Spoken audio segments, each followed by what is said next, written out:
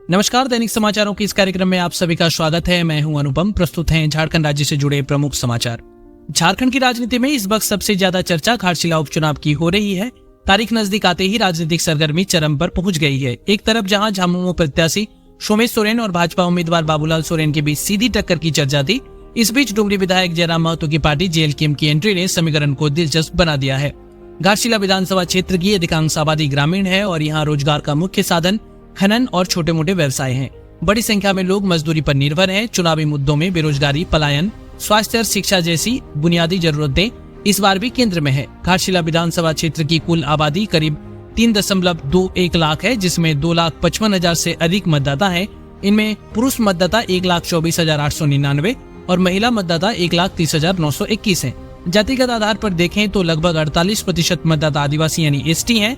वही ओबीसी की हिस्सेदारी करीब 40% और एससी वर्ग के मतदाता लगभग 5.3% हैं। यानी फैसला काफी हद तक आदिवासी समाज के रुझान पर निर्भर करेगा। रांची में पुलिस ने एक बड़ी कार्रवाई करते हुए लोअर बाजार थाना क्षेत्र से भारी मात्रा में प्रतिबंधित पशु के मांस को बरामद किया है। इस कार्रवाई में मांस से भरे 2 ट्रक को पकड़ा गया है, जिसमें एक बड़ा और एक छोटा ट्रक जब्त किया गया है। पुलिस को बुधवार को सूचना मिली थी कि लोअर बाजार थाना क्षेत्र में बड़े पैमाने पर प्रतिबंधित पशु का मांस लाया जा रहा है। गौरतलब है कि झारखंड राज्य में 2005 से ही गोवंश की हत्या और उसके मांस के व्यापार पर प्रतिबंध है। यह प्रतिबंध झारखंड गोवंशीय पशु हत्या प्रतिषेध अधिनियम 2005 के तहत लागू है। प्रतिबंध के बाद डोरंडा और कांटाटोली की बदशालाएं बंद हो गई थी। हालांकि सूचना के अनुसार गुदड़ी बाजार और आजाद बस्ती में नगर निगम की जमीन पर यह धंधा अभी भी चोरी छिपे चलाया जा रहा है।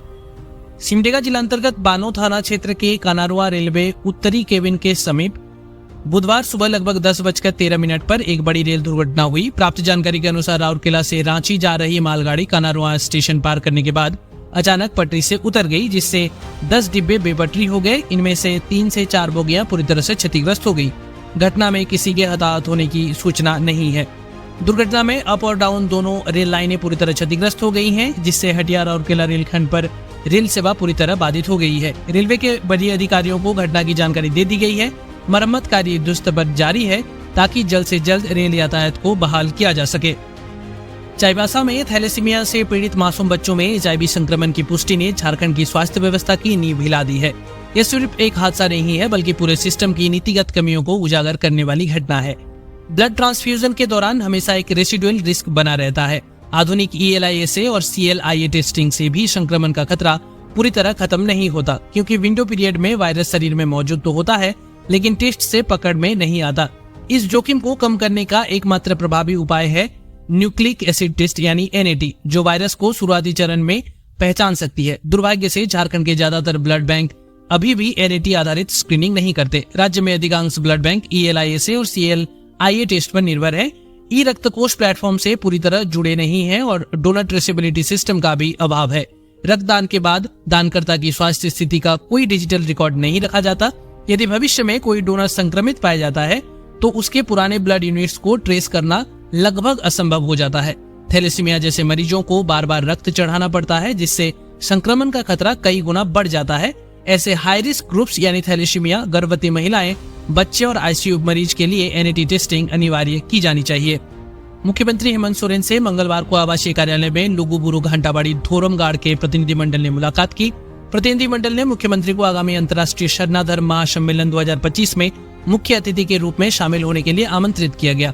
प्रतिनिधिमंडल ने बताया कि हर वर्ष की तरह इस वर्ष भी सोहराय कुनामी यानी कार्तिक पूर्णिमा के अवसर पर यह आयोजन 3 से 5 नवंबर 2025 तक ललपनिया बोकारो स्थित लुगुबुरु घंटाबाड़ी धोरमगाड़ में होगा। इस अवसर पर देश विदेश से शरणाधर्मावलंबी शामिल होंगे और आदिवासी संस्कृति, परंपरा व एकता पर विचार साझा करेंगे।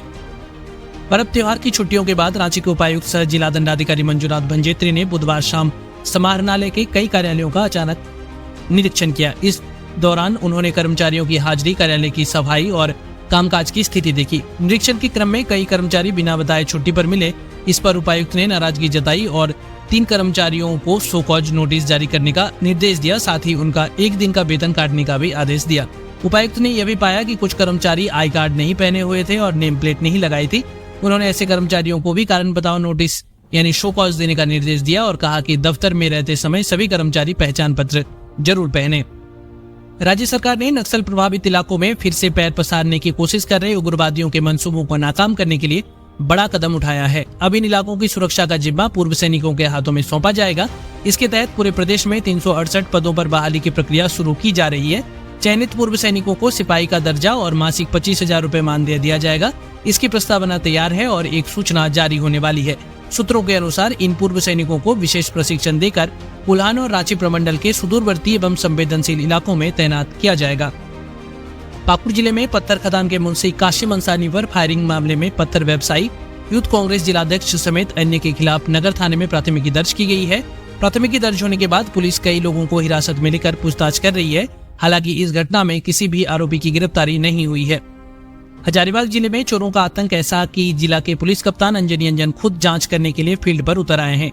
चोरी की घटना की जांच कहां तक पहुंची है, इसे लेकर विभिन्न थाना प्रभारी से जानकारी ले रहे थे। उसी वक्त एक खबर आई कि सदर थाना क्षेत्र के बड़ा अखाड़ा चौक के पास किरण बाला के घर चोरों ने लगभग 40 लाख रुपए के जेवर चोरी करके फरार हो गए।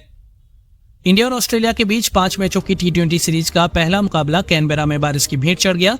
हालांकि अच्छी बात यह रही कि भारत की T20 टीम के कप्तान सूर्य कुमार यादव और उप कप्तान शुभमन गिल लय में दिखे। सूर्य कुमार यादव 24 गेंदों में 3 चौकों और 2 छक्कों की मदद से 39 रन बनाकर और शुभमन गिल 20 गेंदों में 4 चौके और 1 छक्के की मदद से 37 रन बनाकर नाबाद रहे। भारत ने इस मैच में टॉस हारने के बाद 9.4 ओवर बल्लेबाजी की और कुल 97 रन 1 विकेट खोकर बनाए। 19 रन बनाकर अभिषेक शर्मा आउट हुए। सीरीज का दूसरा मुकाबला अब शुक्रवार यानी 31 अक्टूबर को मेलबर्न में खेला जाएगा।